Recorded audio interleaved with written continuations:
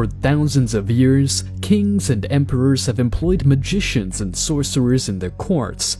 Renowned scientists such as Isaac Newton and Nikola Tesla were known to delve into the study of the occult. There might be an underlying reason for the efficacy of occult or magical techniques. If simulation theory is valid, and we are truly dwelling in an environment akin to a computer, there would naturally be methods of injecting or hacking into that code. Consider the colors, the sounds, the smells, the numbers, and the symbols prevalent in spiritual and occult traditions. What if these elements are more than mere sensory experiences or abstract concepts? What if they are subtly affecting the code of reality itself? While any metaphor or analogy will inevitably fall short, the computer model seems to be the most likely explanation for how magic operates. Regardless of the true mechanisms at work, those who practice these arts undeniably exert a potent effect on reality. For millennia, the world has been a stage where science and mysticism dance in an intricate ballet. From the hallowed halls of pharaohs to the palaces of medieval kings and emperors, learned men known as magicians, alchemists, and sorcerers have found a privileged seat at the tables of power. These individuals were no mere jesters or illusionists. They were respected consultants to the rulers, valued for their unique knowledge and insights. Consequently, many reputable scientists of past epochs, like Sir Isaac Newton and Nikola Tesla, did not shy away from exploring the elusive realm of the occult. Their curiosity was fueled by the tantalizing promise of hidden truths lying in the heart of arcane arts, from Newton's studies in alchemy and biblical chronology to Tesla's claims of receiving extraterrestrial transmissions. Their work presented a unique convergence of science and occult, a testament to their shared quest for understanding the mysteries of the universe. In the present epoch of quantum computing and artificial intelligence, an emerging idea, the simulation theory, suggests that our reality is not as organic as we perceive. It postulates that we might be inhabitants of an intricately programmed universe, akin to a cosmic computer simulation. This theory has profound implications for our understanding of the nature of reality and, more tantalizingly, the workings of magic and occult. If we consider reality as a computer simulation, the question arises, could there be ways to hack or reprogram this cosmic code? And if such manipulations are possible, could the rituals, symbols, and formulas utilized in the occult traditions be those very tools? Imagine a world where colors, sounds, smells, numbers, and symbols are not merely sensual experiences or abstract concepts, but complex commands within the universal programming language. Each incantation could be seen as a script, and each ritual a series of carefully orchestrated inputs that trigger alterations in the cosmic code. This perspective lends a fascinating new dimension to the understanding of mystical and occult practices. Colors have long been used in esoteric rituals for their attributed symbolic meanings, red for passion, blue for tranquility, and so on. But what if these colors are more than just symbolic representations? In a reality modeled as a simulation, each color could correspond to a unique frequency or wavelength, a unique piece of code that, when used appropriately, could trigger a specific alteration in the fabric of reality. Similarly, sounds have been an integral part of spiritual and magical traditions. Chants, hymns, and mantras are known to induce various mental and emotional states. Seen through the prism of the simulation theory, these sounds, with their unique frequency patterns, could be acting as sonic codes, causing ripples in the cosmic program and bringing about intended changes in the reality matrix. Smells too have their place in this grand design. The burning of incense during rituals, the specific fragrances used in spiritual practices. These could be introducing a distinct chemical code into the reality equation. Such aromatic inputs could be activating predetermined responses in the cosmic simulation, contributing to the manifestation of desired outcomes. Numbers and symbols, the staples of occult practices, fit seamlessly into this simulation framework. In computing, binary code, sequences of ones and zeros, is used to encode all kinds of information. Imagine numbers as a unique numerological code, a fundamental element in interfacing with and manipulating the cosmic program. Sacred geometry, numerology, and symbolic sigils might just be the keys to the grand programming language of the universe. Many important figures, not only from history but also from our contemporary world, have explored numerology. Their fascination isn't unfounded. If our reality is a grand simulation, then numerology could be the decoder for understanding its underlying principles. It's a tantalizing idea, understanding the universe's language and possibly influencing our reality using the numerological code. If you've been intrigued by this concept and wish to experience something that might shake your understanding of reality, I'd encourage you to explore a numerology reading.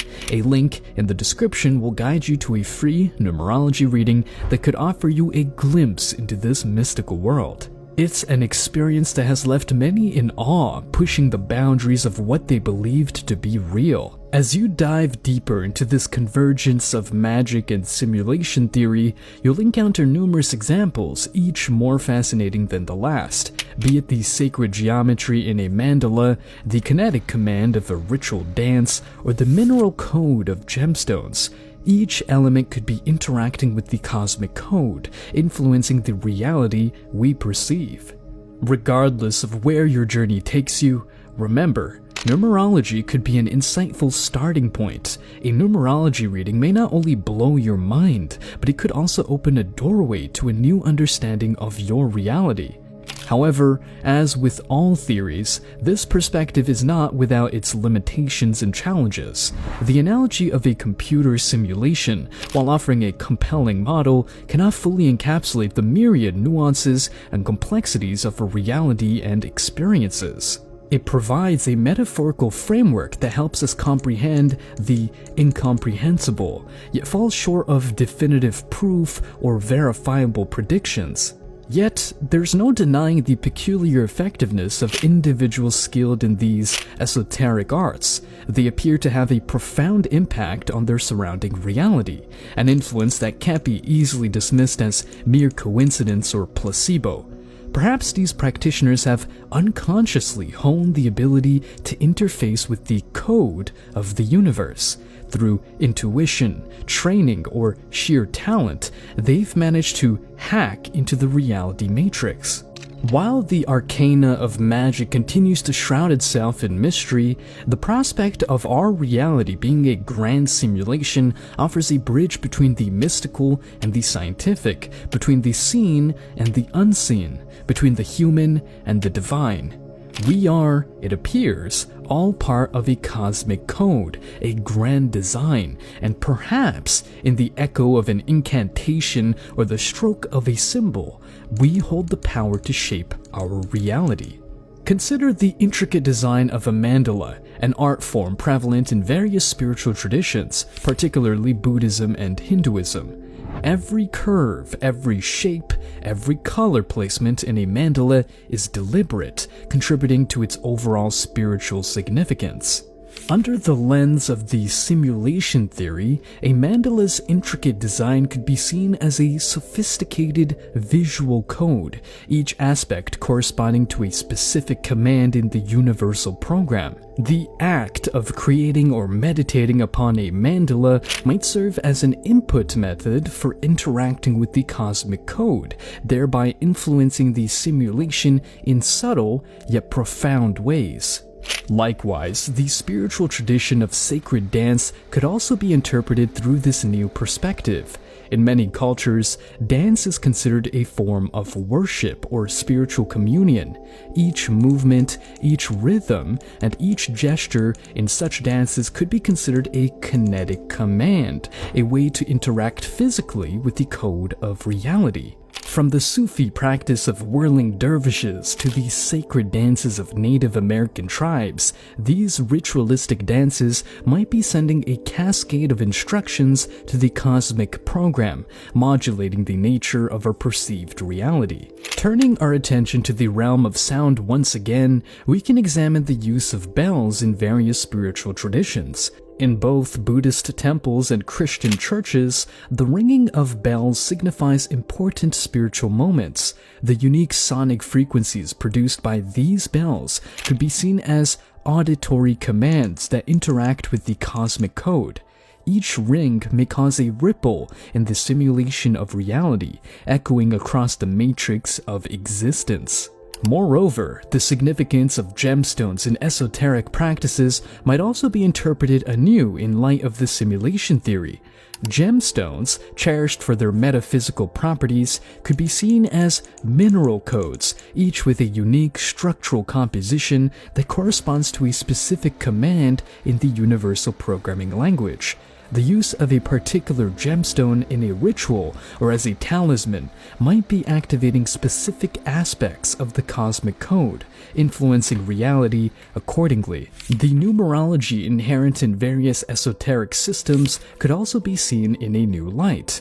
The mystical significance attributed to numbers in Kabbalah, Pythagoreanism, and other traditions could be interpreted as numerical codes for interacting with the cosmic program.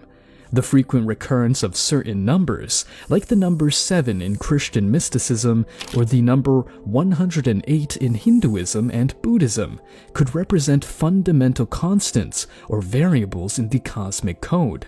In all these examples, we see how deeply embedded these practices are in various cultures and spiritual traditions around the world. Each practice might be contributing to the collective hacking of the cosmic simulation, subtly shifting and shaping the reality we perceive. However, this interpretation doesn't diminish the cultural and spiritual significance of these practices. It doesn't aim to reduce the rich tapestry of human tradition into mere sequences of cosmic code. Instead, it provides a new perspective, a fresh lens through which we can view and appreciate these practices. The wonder and awe inspired by these traditions remain, only now complemented by the intrigue and possibilities opened up by the simulation theory. While this perspective offers an innovative model for understanding the workings of the occult, it's important to note that it remains a speculative theory. As with all theories, it must be examined critically, challenged continually, and refined constantly. Nevertheless, it does invite us to reconsider the boundary between science and spirituality, to envision a reality more flexible and malleable than previously imagined, and to question the very nature of our existence.